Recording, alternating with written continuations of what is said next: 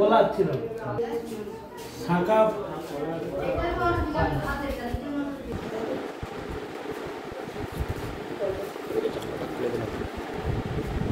তার আগেও তো এসেছিল একটু আগে নাকি?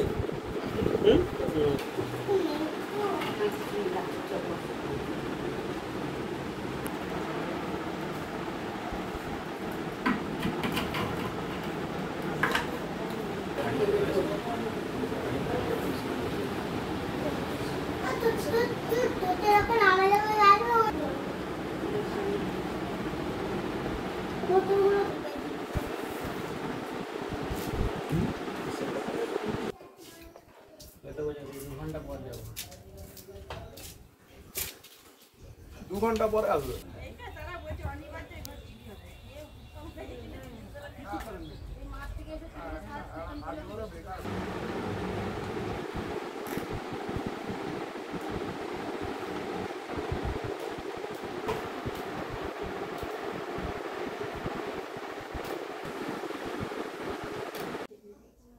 এই যে আলমারিটাকে বাক্সটা সব খুলেছে, খুলে সব যে বার করে তজমজ করেছে একদম। এখানে যা ছিল এই ঘরটাই দেখুন, এই ঘরটা একদম মানে কিছু লাইটটা তো নেই।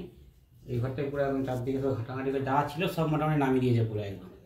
একদম বাংকার থেকেও যা ছিল বাংকারের সব মালপত্রকে নিচে নামিয়ে ফেলেছে, চারদিক ঘাটাঘাটি করেছে, কোনো রকম একদম কিছু বাকি রাখেনি, একদম যেসব যা ছিল।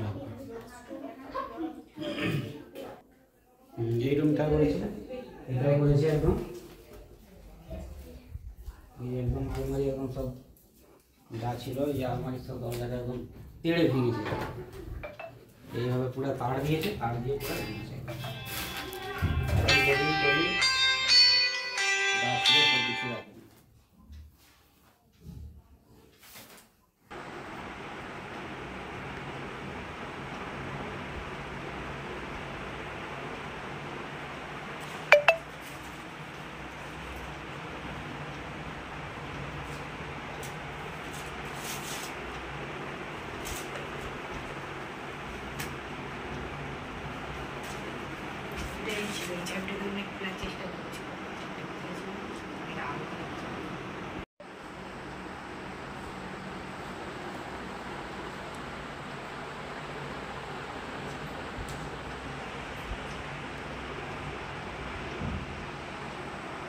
এখানে আমরা কেউ বাড়িতে রাত্রে কালকে ছিলাম না।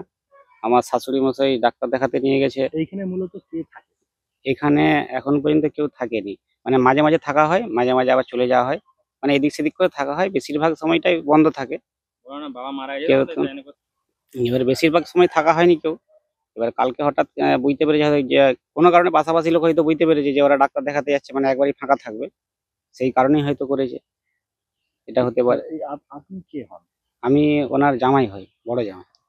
যখন থাকেন এই বাড়িতে ঠিক কজন থাকেন থাকা অবস্থায়? থাকা অবস্থায় ধরুন আমি বড় জামাই থাকি, তার মেয়ে থাকে, এরকম ভাবে থাকি। কোনো সময় তার ছেলে এসেও থাকে। এখন এনারা কোথায় গেছেন? আমরা শ্বশুর শাশুড়ি? শ্বশুর মশাই মারা গেছে, আর শাশুড়ি শরীর খারাপ, তাকে এখন ডাক্তার দেখাতে নিয়ে গেছে ভুবনেশ্বরে। সেই ফাঁকেই এই জায়গাটার নাম? এই জায়গাটা ধরুন এটা আমাদের হরিশপুর, জামকুন্ডা মৌজা পড়ছে আমাদের এটা। এটা তো আমার বাড়ি তো, বাবা মা থাকতো, বাবা তো মারা গেছে, মাকে কালকে একটু ভুবনেশ্বর ডাক্তার দেখাতে নিয়ে গেছে। তার ফাঁকে দেখছি সকালবেলা ভাঙাভাঙি তালা ফালা সব ভাঙাভাঙি করেছে, আলমারিটা সব ভাঙাভাঙি করে দিয়েছে। দিয়ে দেখছি তো টাকা পয়সা ছিল ওই 30,000 টাকা মতো ছিল, আর সোনা 3 ভরির মতো ছিল, দেখছি তো নাই। আর আলমারি কি ভাঙা হয়েছে? হ্যাঁ, আলমারি ভাঙাভাঙি করে দিয়েছে। আলমারি তালা চাবি, বাইরের দুটো গেটের তালা ছিল ওইগুলো ভেঙে দিয়েছে। এখন বিছানাপত্র সব উঠাউঠি দেখছি সব ছিদ্রানো হয়ে রয়েছে। কে? শাশুড়ি আপনার? মা মা মা এইখানে থাকতো, মায়ের সাথে বড় জামাই ঘরে থাকতো, ছোট জামাই ঘরে থাকতো, আমি আসতাম, জামাইরা আসতো, এরকম ভাবে থাকা হতো। বাবা তো 6 মাস তো মারা গেছে, তো ওই করে এখন এখানে বেশি দিন রাখা হতো না। মা ডাক্তার দেখাতে গেছে, কালকে রাত্রেই গেছে ডাক্তার দেখাতে। কালকে রাত্রে কখন চুরি হয়ে গেছে? আমার দিদির বাড়ি, আমার দিদি কাল ভুবনেশ্বর গেছে ডাক্তার দেখাতে, আজকে তার মেয়ে জামাইরা থাকে পাশে, সকালে এসে বাড়ি যখন দেখতে এসে দেখতে তালা ভেঙে ঘর চুরি হয়ে গেছে পুরোটাই। পুলিশের ফোন করা হয়েছে বারবার, পিসি পার্টির লোক এসেছিল, এসে তারা ইনকোয়ারি করে গেছে, বলছে আপনারা অ্যাপ্লিকেশন জমা দেন থানায়, তারপরে থানা থেকে পুলিশ আবার আসবে। কত টাকা আনুমানিক? ক্যাশ 30,000 টাকা মতো হবে, আর সোনা 3 ভরি মতো। ভাঙাভাঙি যদি বলেন? ভাঙাভাঙি জিনিসপত্র সেরকম কিছু, কাগজপত্র তছনছ ছিল, আলমারিটা পুরো ভেঙে দিয়েছে, আর এমনি খাট ফাট বিছনাপত্র এলোমেলো করে দিয়েছে সব। কালকের দিনে কেউ ছিল না, ভুবনেশ্বর গেছে ডাক্তার দেখাতে। কে? আমার দিদি। আর আমার দাদা? আমার জামাই মারা গেছে, এই মাস 5-6 গেলে স্ট্রোক হয়ে হঠাৎ মারা গেছে। দুজনেই থাকতেন আর কি। বাড়িতে কেউ ছিলেন না, এক রাতের জন্য বাড়ি থেকে অন্যত্র গিয়েছিলেন, আর সেই সুযোগে কোনোভাবে বুঝতে পেরে বাড়ির ভেতরে ঢুকে সমস্ত তছনছ করে চুরি করলো চোরেরা। ছাড়লো না বাড়িতে রাখা ড্রেসিং টেবিলের সামনে পারফিউমটা মেখে প্রায় অর্ধেকের বেশি শেষ করে দিয়েছে বলে আক্ষেপ করলেন পরিবারের সদস্যরা। ঘটনাটি ঘটেছে মেদিনীপুর শহর সংলগ্ন ধর্মা জামকুন্ডা এলাকাতে। মেদিনীপুর শহরের প্রান্তে একটি ফাঁকা মাঠের পাশে প্রতিবেশীদের সঙ্গেই বসবাস করছিল মণ্ডল পরিবার। গত 6 মাস আগে বাড়ির মালিক স্বপন মণ্ডল স্ট্রোকে আক্রান্ত হয়ে মারা গিয়েছেন। বাড়িতে থাকছিলেন স্ত্রী, তাদের মেয়েদের ছেলেদের সকলের বিয়ে হয়ে গেছে, মেয়েরা থাকে অন্যত্র। ছেলে সম্প্রতি বাড়ি করে অন্যত্র থাকছিলেন। বাড়িতে থাকছিলেন প্রয়াত স্বপনবাবুর স্ত্রী করুণাময়ী মণ্ডল। সম্প্রতি অসুস্থ বোধ করছিলেন, তাই চিকিৎসার জন্য ভুবনেশ্বরে বেরিয়েছিলেন। শুক্রবার বিকেলের নাগাদ ওই বাড়ি থেকে সকলেই চলে গিয়েছে, বাড়িতে বন্ধ, কাউকে তেমন বোঝার সুযোগই দেননি। ভেবেছিলেন এক রাতে কোনো কিছুই হয়তো হবে না, তিনি ভুবনেশ্বরে চলে গিয়েছেন। খবর পেয়ে পরদিন শনিবার সকালে মায়ের ফেলে যাওয়া বাড়ি দেখভাল করতে এসেছিলেন মেয়ে জামাই। সেই সময় বাড়িতে ঢোকার আগেই তাদের চোখ কপালে, দেখেন বাড়ির একের পর এক দরজা ভাঙা, সব কিছু পরপর ঢুকে দেখেন তছনছ করে পড়ে রয়েছে। বাড়িতে পারফিউমের গন্ধ। ঢুকে দেখেন বাড়িতে সমস্ত আলমারি এবং বাক্স সমস্ত ভেঙে তছনছ করে রাখা হয়েছে, কাগজপত্র বাড়ির দলিল ছড়িয়ে দেওয়া হয়েছে, আলমারি ভেঙে সোনা টাকা পয়সা কিছুই নেই।